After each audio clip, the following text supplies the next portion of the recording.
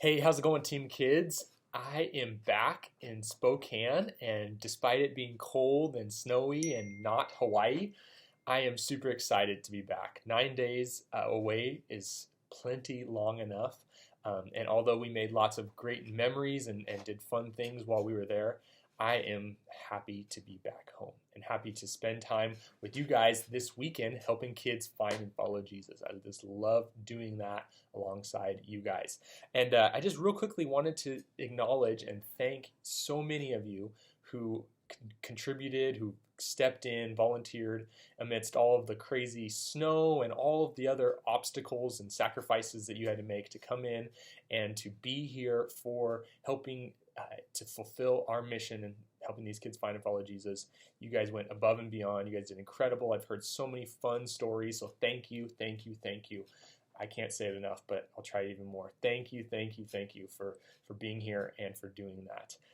That being said, let's transition into our content and discussion for the weekend preview video for the final weekend in January. Here we go.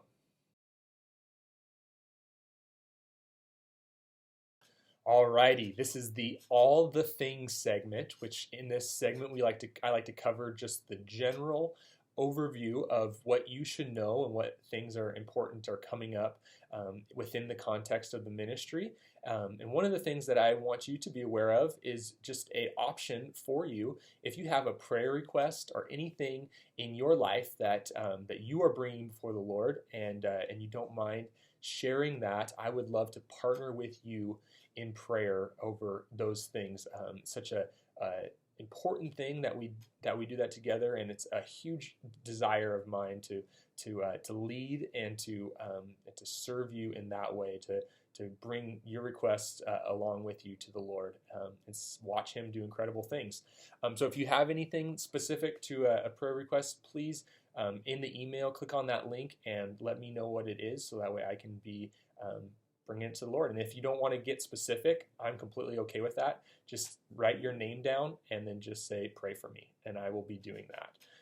I'm excited to do that for you. And that being said, one of the things that I'm going to be doing this year, starting in 2020, it's one of my goals this year, is to really emphasize team care for our volunteers, care for you guys. And so each quarter, so every 3 months, I'm going to be trying to intentionally phone call or follow up with you personally to just see what's going on and see what God is showing you, how you're engaging with the Lord, and how I can support you and in not just in the ministry but at Life Center and help you get engaged and get connected. So that's a priority of mine. That's what I want to really emphasize this year in leading and doing that for this ministry.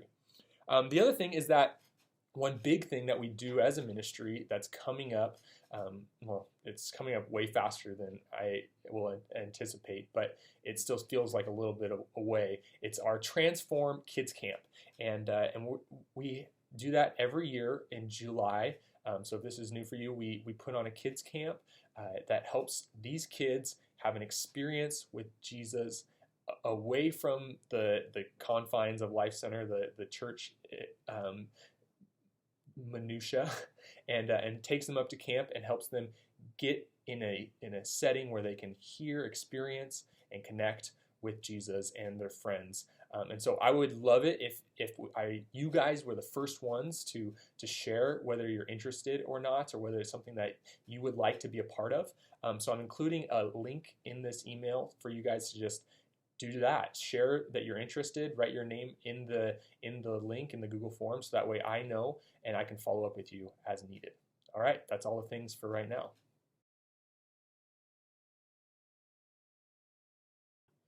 All right, let's jump into the weekend content with the 4th through 5th grade things, the things that we're going to be going through in the classroom as we lead the 4th and 5th graders at the 9 and 11 o'clock service, and the 4th, 5th, and 6th graders at the evening service on Saturday night. This week is the final talk of our series Proverbs, where we've been going through the topic of wisdom, which is such an important thing. And I'm excited that I get to be here for the final discussion. Brian Juligay is going to be teaching this weekend and leading through this final topic. And the emphasis for this week is on boundaries, our understanding that too much of a good thing can sometimes be a bad thing, and understanding that God has placed boundaries in our lives, in the world, for a reason, and that's to protect us and to help us to see that we are not God and we can't do everything, and we need to surrender to Him. That's the way, the wisdom of the world, and the way that the world has been created. And so we're going to walk through that with them. We're going to point these kids to seeing that that boundaries are a good thing, even though they don't feel like it at times. They don't seem like it. They are a good thing. And as always with this particular series and lesson, one of the big things that we want to point kids to is to Jesus, and to His sufficiency, and to the importance of realizing that this isn't just about becoming smarter or becoming wiser. This is about developing a deeper relationship with Jesus. And wisdom is all about Jesus. Jesus embodied wisdom. He was the wisdom of God to us. And our memory verse, we've been saying that we can trust in the Lord, for He is good and He is faithful. And the way we do that is by following Jesus and having a relationship with Jesus. So throughout this lesson, remind yourself and take time throughout the discussion to point the kids constantly back to Jesus in everything. And that's just a good reminder in every small group that we lead. We're trying to get them to see Jesus, to connect with Jesus, and not just with a moral principle or an ethical principle. All right, that's the 4th and 5th grade stuff. Let's jump ahead to 6th graders.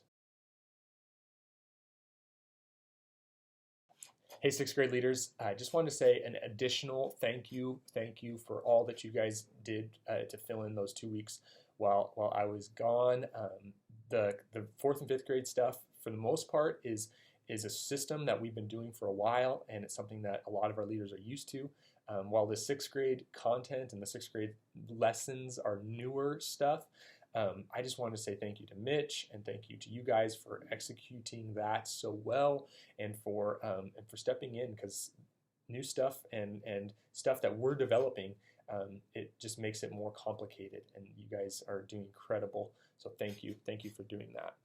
Speaking of, I sent out an email this week on Wednesday with some information in regards to what's coming up in the next couple months regarding content that we're going to be covering, as well as just a way for you guys to feedback and give us some evaluation on how things are going. So what are some of the fun things that have happened? What are some of the wins that you've experienced? And then also, what are some of the challenges that you're seeing happen? So if you could see that email and look it over, that would be awesome. All right, for this weekend, we're going to be talking about the topic of practical wisdom. And we're just going to be looking at everyday wisdom, so wisdom for everyday life. And we're going to play a game together that will be a way to kind of narrate this or express this topic or this idea of practical wisdom. And it's a game that I'm calling Wise Choices, because that's the best I could come up with. And we're going to look at 3 different choices that we have, and how wisdom applies in these 3 areas, but it all applies differently. And so if you could just look over the small group sheet and read through the game, so that way you have a general idea of what this is going to look like. The game has 3 different results and 3 different choices that we tend to make as people. The first choice is just the easy choice, which tends to be like the obvious good or bad choice, with a good or bad result. And know that wisdom isn't all something that applies over the scope of all things. Wisdom can apply in one situation and work one way, and then it can be the same thing but doesn't work in another scenario.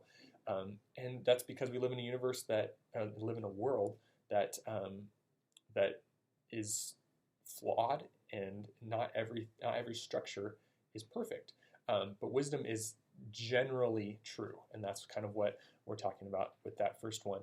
The second one is understanding that we can choose, have a choice, and have 2 good options, and we can make a choice, and it's based on whether or not we have a preference or we don't have another or a different preference. But wisdom sets us up, sets us on the right course, and gives us the freedom to operate within that. And the last choice, the choice number 3, is the choice that what seems like obvious, what seems right, what seems good, but ends up being bad. And so there's 2 options there. And with that choice, there's going to be 2 similar objects that kids have to choose between, and one's going to be a good object. So, but with all this, there's going to be candy. That's going to be like the illustration for what they choose. There's going to be a Jelly Belly in one cup, and then there's going to be a bamboozled Jelly Belly, so a nasty Jelly Belly in the other one, and it looks the exact same, but it doesn't taste the same, and we have a choice at that point to turn and respond based on the negative consequences that we see coming about. So I'm trying to explain it all. It's probably easiest to just read through it, and if you have any questions, let me know. I'll explain it as we get to the kids together with the 6th grade classroom on Sunday. But I'm hopeful that it will be a good illustration for what practical wisdom looks like in our everyday life. And so, yeah, that's what's coming up. I'm excited for this weekend, excited to spend time with all of you guys, and it should be a good week. I'll talk to you later. Have a great one. Bye.